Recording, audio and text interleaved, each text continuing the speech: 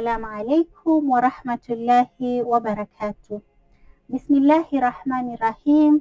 Alhamdulillahi rabbil alamin, wassalatu wassalamu ala ashrafil anbiyai wal mursalin, amma ba'd. Alhamdulillah thumma alhamdulillah thumma alhamdulillah. Namshukuru Allah kwa kutukutanisha leo katika kipindi kama hichi na katika neema zote ambazo Allah subhanahu wa ta'ala ametuneemeshea. Dada zangu, mama zangu, ndugu zangu na mwanamke yoyote katika Uislamu ama katika mahali popote kule anaweza kuwa, leo tutamshukuru Allah kwa sababu ametukutanisha mahali kama hapa, hata kama ni kwenye mtandao ama mahali popote pale utakuwa, kwa sababu ya Allah subhanahu wa ta'ala. Kukutana kwetu sisi kwa ajili ya si kwa ajili ya dunia wala kwa ajili ya jambo lolote lile, bali ni kwa ajili ya kutafuta elimu yenye manufaa, kukumbushana mema, kuamrishana mema na kukatazana mabaya, na kuweza kuamrishana katika mambo yanayofaa zaidi kwetu sisi wanawake. Insha Allah, kwa uwezo wake Allah subhanahu wa ta'ala, tutakuwa sote katika njia hii ama katika msafari huu ili kuweza kuelimishana insha Allah biidhnillah. Assalamu alaikum wa rahmatullahi wa barakatuh. Akhawati, ndugu zangu na wamama wote katika Uislamu, mwanamke ana nafasi kubwa sana na jukumu muhimu sana katika jamii. Yeye ni binti, yeye ni mke, yeye ni mama, yeye ni mlezi na mwalimu wa kizazi. Kwa hiyo tunapojifunza dini yetu na kujirekebisha, tunajitegemea ama tunajaribu kuwa ni wanawake wema. Tunajaribu kadri ya uwezo wetu kufanya kila juhudi kuwa sisi ni wanawake wema ambao tunategemewa katika jamii. Kusema la kweli, mwanamke ni kiungo muhimu sana katika dunia hii tuliyopo leo. Hakuna mtu yoyote ana cheo ambaye hakupitia mikononi ya mama ama hakuletwa duniani hii kama isipokuwa ni baada ya Allah subhanahu wa ta'ala, kisha mzazi wake wa kike ambaye ni mama. Kwa hiyo mama ana cheo kikubwa sana katika maisha ya mwanadamu, ama ana jukumu likubwa sana katika kila mwanadamu, awe ni president, awe ni mwalimu, awe ni pilot, awe ni mtu yoyote yule katika dunia hii ambayo tunaishi, amekuja kupitia kwa mama. Kwa hiyo mama ni kiwango kikubwa ama ni kiungo kikubwa katika jamii, na ndio hapa tunasema mama ni madrasa. Kwa hiyo mada yetu leo itakuwa mama ni madrasa ya kwanza katika maisha ya kila mmoja wetu. Kwa tushukuru Allah subhanahu wa ta'ala kwa sote ambao tuko na neema ya kuwa tuko na mama karibu zetu, tuko na wazazi wetu ambao wako hai, wazazi wa kike. Hiyo ni neema kubwa sana. Hiyo ni neema ambayo uko nayo, wala usichezee wala usipoteze neema kama ile. Na nikiendelea kuexplain yani umuhimu wa mzazi wa kike kwa ambaye amempoteza mamake, amfanyie mamake maghfira, amuombee mamake dua, asimsahau mamake ama mzazi wake yoyote yule kwa dua. Kwa hiyo turudi katika mada yetu. Mama ni mlezi wa kwanza. Inamaanisha nini? Inamaanisha mama ndiye ambaye amekuleta wewe duniani. Kwa hiyo yeye ndiye amekushika tangu pale ukiwa mdogo, tangu kutoka matumboni, kabla hata ya kutoka ndani ya tumbo la mama. Kuna watu ambao wanasema chochote mama mjamzito anakisikiza, anakitafuna, anafanya, huenda kwa njia moja ama nyingine ikamwadhiri yule mtoto ambaye yuko kwenye tumbo. Kwa hiyo wewe kama ni mama, na labda unafanya vitu ambavyo ama unakula kitu ambacho si cha afya kwa yule mtoto, utakuwa unamwadhiri. Na ndio hapo tunarudi pale pale, mama ni mlezi ukiwa tumboni na ukishatoka tumboni. Kuna mambo mengi sana mama yule anajichunga nayo ili aweze kulea ujauzito ule, ili aweze kukuleta wewe ama mimi duniani hii. Mama zetu walipitia mambo mazito sana, na ndio maana katika Uislamu mama ana cheo kikubwa ama ana nafasi kubwa sana katika maisha yetu sote. Kwa hiyo alhamdulillah rabbil alamin, baada ya kumshukuru Allah tumesema mwanamke ndiye mwenye utangulizi mkubwa katika maisha ya kila mmoja wetu. Na pointi yetu ya pili, mama ana athari kubwa sana katika malezi ya kizazi. Ukishazaliwa wewe kama mtoto, umekuja duniani, yule mama amekupatia mapokelezi mazuri hapa duniani, amekuonyesha mambo mazuri tangu ukiwa tumboni, hajakula kitu cha kukudhuru ukatoka mtoto una shida, amekulea, amekupeleka hospitalini, clinics, wamama wanajua kwenda kumwona daktari, kuangalia afya ya ujauzito, amekuleta wewe duniani ukiwa salama, alhamdulillah. Ametoka na wewe hospitalini, kuna mambo mengi yanatokea pale hospitalini, wamama wanajua, wazazi wetu wanajua, ambao wamepitia hali kama hiyo wanajua, ambao ni yako kule, ni mambo mazito. Hii yote inaonyesha uzito ama nafasi ama fadhila ya mama.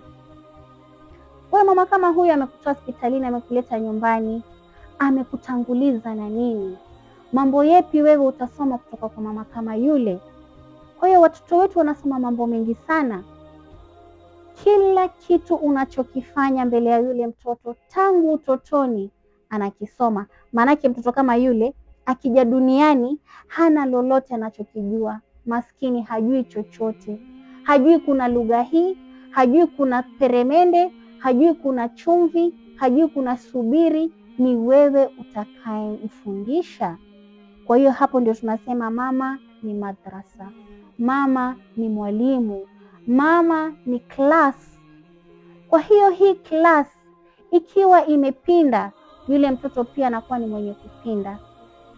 Ile class ikiwa ina shida, yule mtoto pia anakuwa ni mwenye kuingia katika ile shida. Ile class ikiwa ni yenye haina matarajio mazuri ama matokeo mazuri, yule mtoto huenda akaingia katika mambo kama yale. Naam, na ni uwezekano mkubwa sana, kwa sababu mtoto anasoma kile ambacho mzazi wake anamuonyesha. Na kwa nini hatusemi baba? Baba anakuja namba 2, mfano namba 2, lakini mzazi wa kike ni namba 1, kwa sababu yeye ndio kuna yule mtoto kutoka asubuhi mpaka jioni. Yule mtoto anakuwa ni mwenye kushinda na mzazi wa kike kutoka asubuhi mpaka jioni, kumaanisha masaa mengi. Yule mzazi wa kike ndio anamlisha, ndio anamuosha, ndio anamfanyia kila kitu yule mtoto atakuwa anakihitaji. Kwa hivyo katika ule wakati wa kuketi na mama, yule mtoto atasoma mambo mengi sana. Kama ni mambo ya khair ni kutoka kwa mama, kama ni mambo ya shari itakuwa ni wewe mama. Na yule mtoto atakuja kukulaumu, atakuja kukushika wewe mashati kama mzazi wake wa kike. Atakwambia, mama, kama hungenifundisha hivi singekuwa hivi. Lakini ukiwa mzazi mzuri wa kike, ukiwa na malezi mazuri kwa watoto wako, wewe kama mzazi wa kike utakuwa ni mwenye kupatia athari kubwa watoto wako katika maisha yao, katika malezi yako kwa watoto wako. Wale watoto wataweza kuchukua mfano wako. Kila kitu ambacho unakifanya inakuwa ni nafasi ya wale watoto kusoma kutoka kwa mzazi wao wa kike. Kwa hiyo Mtume sallallahu alaihi wasallam anatuambia kila mmoja wenu ni mchungaji na kila mmoja ataulizwa kuhusu alichokichunga. Mwanamke ni mchungaji katika nyumba ya mume wake na ataulizwa kuhusu alichokuwa akikichunga ndani ya ile nyumba. Kwa hiyo tumepewa amana, mimi na wengine ambao ni wazazi tuko na amana kutoka kwa Allah subhanahu wa ta'ala, ametupa amana hii tuwe ni wachungaji kwa watoto wetu. Kwa hiyo mtoto kama huyu akiwa ni mwenye kuwa na dosari yoyote katika maisha yake, wewe ndio ulikuwa mchungaji wake, wewe ndio utakuwa mas'ul, wewe ndio kesho utakuja kuulizwa. Mtoto wako hukumpeleka madrasa, mama, kwa nini? Huwezi kuwa na nafasi ya kusema ni babake sijui ni nani. Wewe kama mama ni jukumu lako kuwa mchungaji wa yule mtoto. Baba anayo nafasi yake, ataulizwa pia yeye, lakini wewe utaulizwa kama mama. Kwa hiyo watoto wengi huiga tabia za mama zao. Mama akiwa mkweli, mtoto atakuwa mkweli. Mwenye takwa, mtoto atafata ile takwa ya mamake, na mwenye adabu, mtoto atakuwa ni mwenye kufata ama kuiga tabia ya mama yake. Kwa hiyo hapa ndio tunasema mama ni mfano mwema kwa watoto wake. Mfano upi? Kuna kisa cha mama yetu Maryam radhiallahu anha ama alaiha salam. Maryam ametajwa kwenye Qur'an. Imagine, subhanallah, Maryam ametajwa kwenye Qur'an sura nzima. Maryam ni mama yake Isa alaihi salam, na tunamjua sote, na kisa chake kiko kwenye Qur'an na kimesimulia pia katika suratul Maryam. Kwa hiyo Allah subhanahu anasema, Mola wangu, nimeweka nadhiri kwako, kilichomo tumboni mwangu kiweke kwa ibada yako.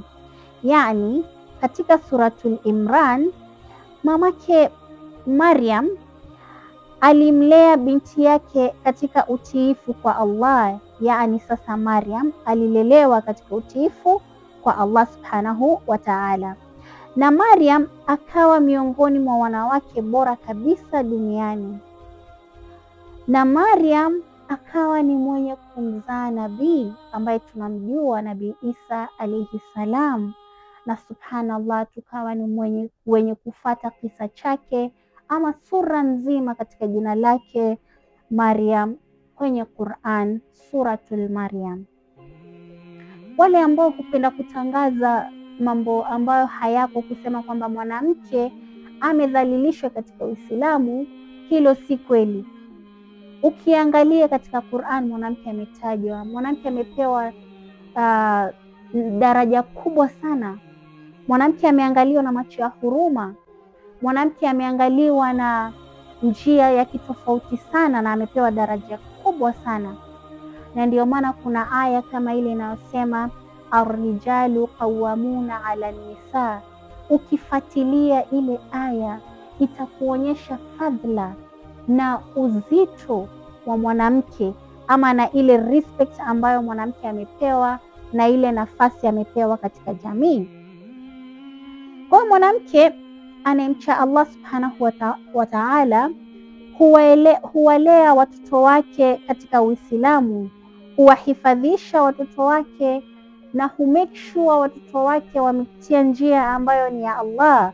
Humake sure watoto wake wanasoma Qur'an na wanaifata sunna ya mtume wetu Muhammad sallallahu alaihi wasallam, na hawa watoto watakuwa ni wenye kufata mfano mwema kutoka kwa wazazi wao wa kike. Kwa tukiendelea na kisa chetu, kuna kisa kimoja nitawatolea cha kuonyesha mfano mwema wa mwanamke ambaye amelea watoto wake vyema. Yaani elimu ya mama ni elimu ya jamii. Ukimwelimisha mwanamke, umeelimisha jamii. Kumaanisha nini? Mwanamke ukipata elimu, watoto wako wamefaulu, jamii yote imefaulu, majirani wanakuwa ni wenye kufaulu. Kwa sababu ya nini? Huyu mwanamke mwenye elimu anajua kuishi na majirani, anajua haki ya jirani, anajua haki ya mume wake, anajua haki ya watoto wake, na anajua kwamba anayo jukumu ya kuwalea watoto wake katika Uislamu. Kwa hiyo wakati wowote yule mwanamke ameelimika, Hiyo ni richness. Mwanamke akielimika anakuwa ni mwenye mfano mwema, anakuwa ni mwenye kuleta kitu very adhim katika mjitamaa kama ule. Kwa hiyo kuna kisa nilikuwa niseme cha mama yake Imam Shafi. Imam Shafi rahimahullah alikuwa yatima tangu utotoni. Mama yake alimlea kwa takwa na akajitahidi kumpatia elimu. Matokeo yake akawa mmoja wa maimamu wakubwa wa Uislamu. Imam Shafi tunamkumbuka kwa mambo mengi sana. Imam Shafi tunamkumbuka kwa elimu kubwa sana. Leo jina lake linajulikana mpaka leo. Tunasoma vitabu vyake, tunaelimika kupitia elimu yake yeye Imam Shafi. Kutokana kwa nani? Mama yake. Kama mamake Imam Shafi hangeona umuhimu wa kumwelimisha mtoto wake, na leo hii labda hatungepata elimu hii kutoka kwa Imam Shafi. Lakini kutokana kwa uzito wa mzazi kama ule, akaona umuhimu wa kumsomesha mtoto kama yule. Leo hii tumepata faida kubwa sana sisi kutokana na elimu yake Imam Shafi rahimahullah. Na kama vile tunavyojua, wazazi ambao wanajikakamua leo wakapeleka watoto wao shuleni, wakasimama na watoto wao, hapo ndio unapata mtoto kama yule anakuwa successful.